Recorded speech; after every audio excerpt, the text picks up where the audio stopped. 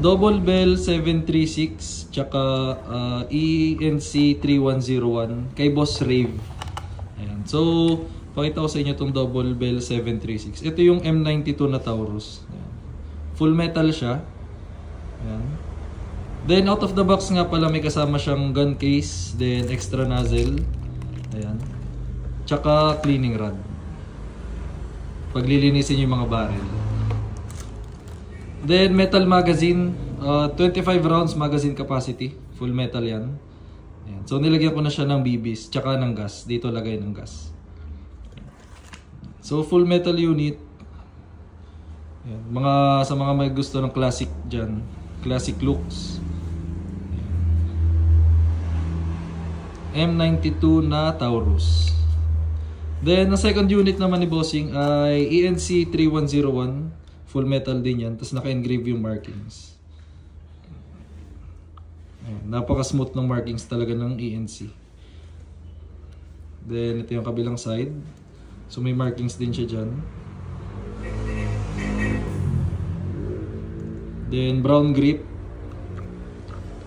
Then magazine capacity is 25 rounds din. So niloadan ko na rin siya ng BBs tsaka ng gas dito sa ilalim. Ayan.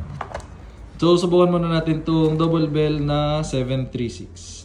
Guys, ito nga palang dalawa double bell tsaka ENC is nasa budget meal na folder lang din natin. Ayan. So, subukan natin.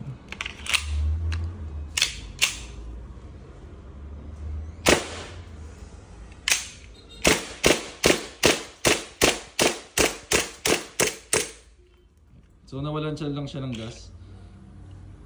Subukan natin. Ganyan maglagay ng gas.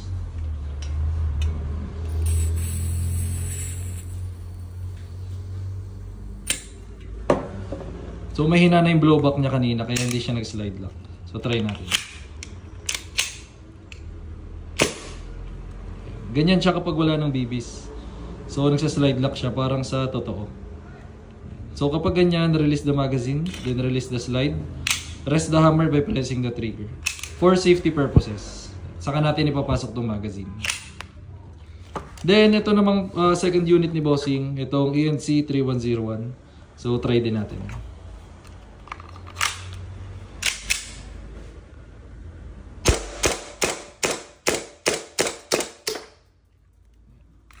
So, naubusan din siya ng gas. Lagyan natin.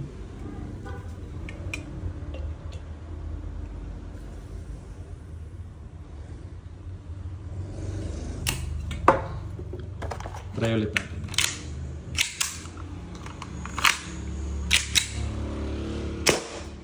Ayan. So slide lock din kapag wala na siyang BBs. So release the magazine, then release the slide. Rest the hammer by pressing the trigger. So guys, for inquiries, message lang kayo sa aming page, Aiming Ace by CJO. Ayan. Thank you!